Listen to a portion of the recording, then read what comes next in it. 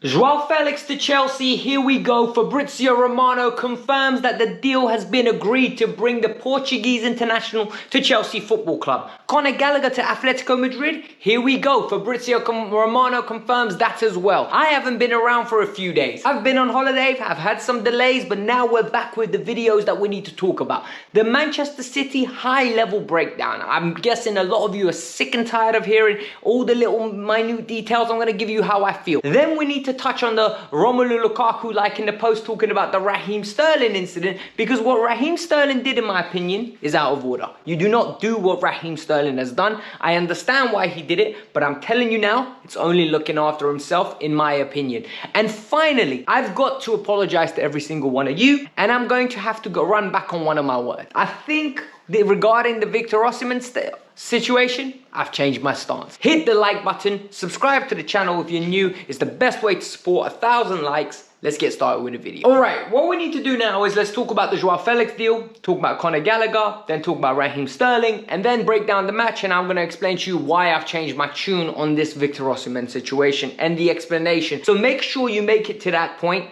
before you lot attack me in the comments below with, oh my God, I told you so. So, number one, Joao Felix to Chelsea, here we go.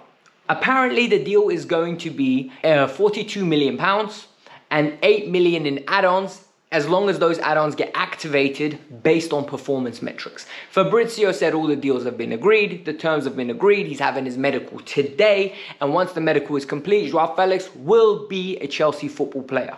As a result of that move being concluded, it means Conor Gallagher's move to Atletico Madrid looks set to occur. It means that we will get the 40 million euros, so around about 36 million pounds that we were promised from Atletico Madrid. They are going to sign Alvarez, and more importantly, Joao Felix is coming this way. What does this overall deal and overall package mean though? Because I think we need to talk about the overall impact on this deal. What I think now it means is Chelsea have got 4 very good players for the 3 position in behind the number 9. We've got Joao Felix, Neto, Palmer, and Nkunku.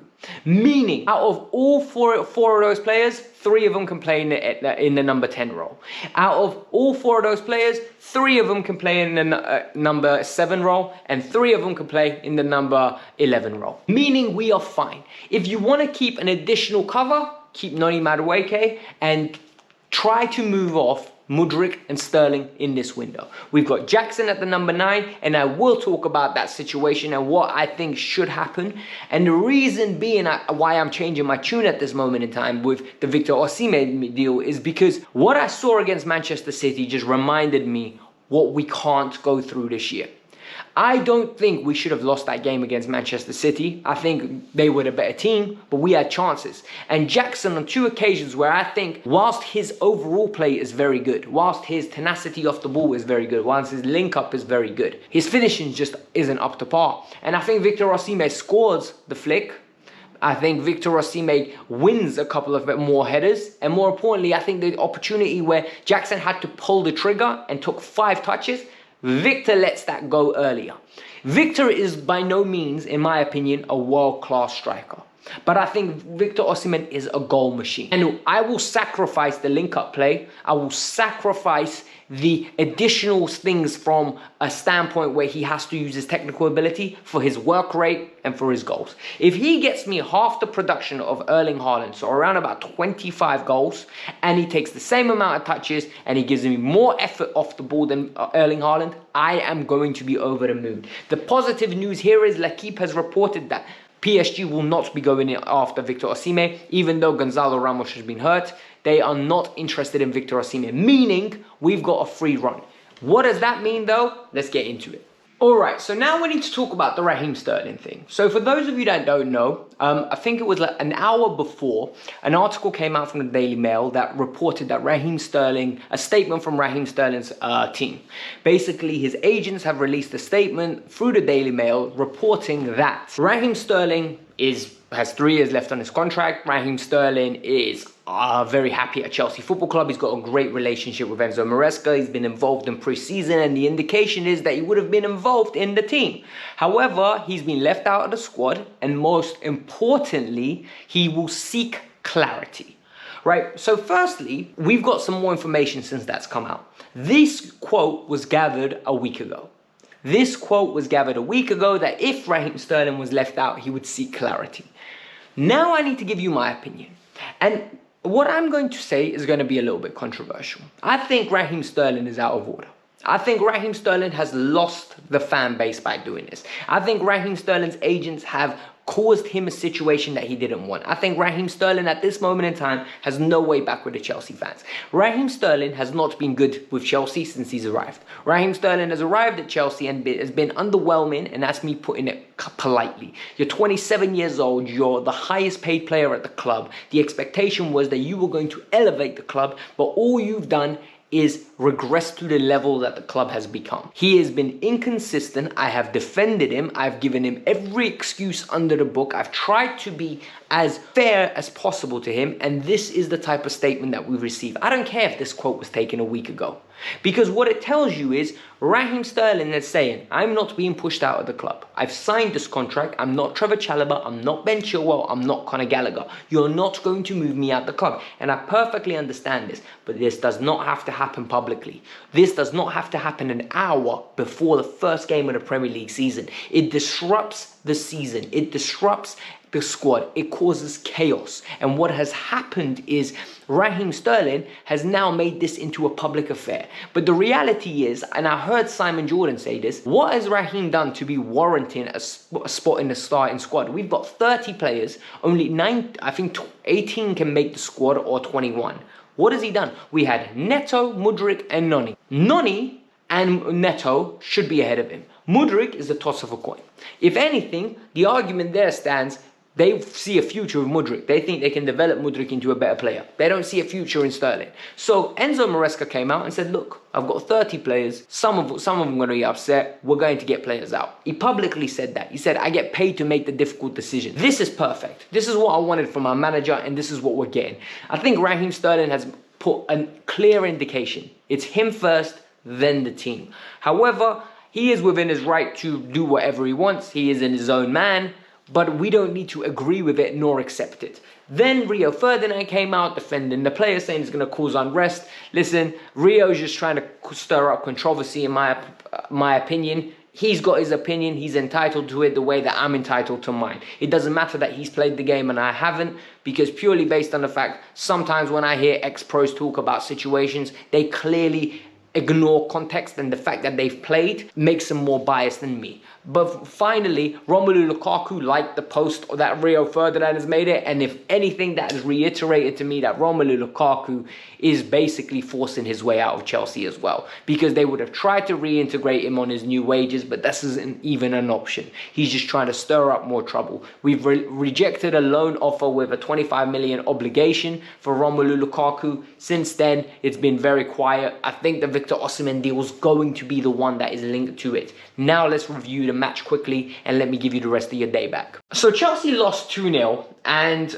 I'm not going to go through the good, the bad and the downright ugly, because I think the time is gone, and you lot have most probably watched Matisse, you most probably went and watched Eunice, Miz, Football Therapy, like all the other channels, and you most probably are sick and tired of hearing about Manchester City. But some of you requested it, and for those of you that have, I'm going to give you a quick detailed analysis of it. So let me tell you what I thought of the game. I thought we went in very mature. I think we went in with our principles. I think we went in with our new ideology that we're going to follow, in sense of we're going to play out the back. Our fullbacks were wider. We had Enzo, Lavia and Caicedo to try and neutralize the midfield. And my key takeaways are as followed. And I'm going to start from the back going forward, right? I thought Sanchez made one good save. However, in my opinion, the Haaland goal should have made himself bigger.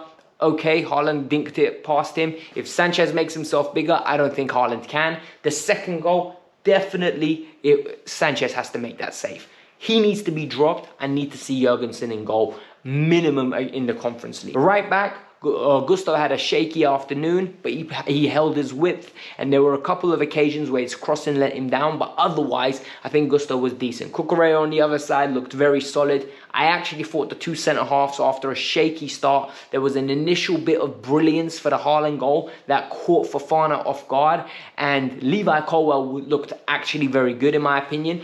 There was an incident where Levi was on the ball and we were trying to build up play half an hour in. The fans booed. Listen, I'm all for fans expressing their opinion, but I'm not for fans expressing their opinion when it doesn't require it. This is a new season, it's new tactics, it's a new institution. I know you're frustrated with the sporting directors, I know you're frustrated with the owners, but Enzo Maresca has done nothing to warrant this kind of treatment. And if anything, we need to show him class and we need to show him dignity. I know you pay your hard-earned money, but I'm telling you now, you're there to support the team, not to add an additional barrier. We've had players like Caicedo come out actively and say players didn't want to play at Stamford Bridge. They preferred playing away from home because of the atmosphere. We actually got a very good atmosphere at the Bridge towards the end of last year. Can we just continue it into this year? The boys need our backing. Manchester City at home is not the game to be booing, in my opinion. The midfield, Romeo Lavia looked very good, very competent, very comfortable on the ball, and looked evidently our best midfielder on the day, arguably the best midfielder in the game. Maybe Kovacic could take that off him. Other than that, the other two, and we need to talk about the £200 million players, because the reality is this system will suit both of them. This system will accentuate their ability to pass the ball. It will enable them to have more instructions and develop them as overall footballers. I thought Enzo in the 10 was average. And the reality is we set Enzo's standard here, right? So when Enzo's here, for other players, we'll be like, oh, you know what? He had a good game. Not for Enzo Fernandez. I expect more. I believe that you have the ability, the capability to be better. I don't think Enzo Fernandez is a 10. I think he's an 8. We saw it against Inter Milan. He looked wonderful there. I think we missed a trick there. On the right-hand side, Caicedo, I think he needs to get fitter. He does not look fit. He has not played much of pre-season. We can't be too critical. Cole Palmer, a lot of people are negative about it, saying, oh, Cole has hardly played football. He looks out of tune. I thought he had a decent game. I think we were a bit isolated. Anything good that came from us came from his side. Nkunku on the left-hand side, not a winger. I'm sorry, he's not a winger. We need to stop doing this. Honestly, if that was the performance I knew we were going to get from that midfield three and the effort level from Enzo Fernandez in transition, stick Nkunku into the 10, move, Pedro Neto onto the left-hand side, or go with a Mudryk, or go with a Sterling, or go with an Oni Madueke even if you have to, because at least you have an isolation threat. Jackson up top, and this is where the Victor Osimhen point comes in. I think he's had a few good link-up plays, good everything apart from the finishing, and you can't carry it. Genuinely, you lot are going to cook me for changing my tune and saying, you know what, let's just go with Jackson. We can't go with Jackson, because if we're going to lose more games than we win. Jackson misses too many opportunities. I genuinely believe if we had Victor Osimhen, if we had Solanke, if we had Tony, we win that game on the weekend, or at least we get a draw. But that's just my opinion. Overall, I thought it was a good performance. Manchester City were just the better side. And this is the problem with playing such a good team first game, because if you lose the game, it just puts a negative light. But I don't have a negative light at the moment. I was very impressed with the build-up play. Created chances. We limited their chances. And it took a moment of brilliance for Haaland to score, and it also took a mistake from our goalkeeper, who I don't think should be our number one. But hit the like button, subscribe to the channel. Content will be more regular now and back to normal. However, like I said, I've been away for 3 days, but I'm back now. Peace out, I'm out.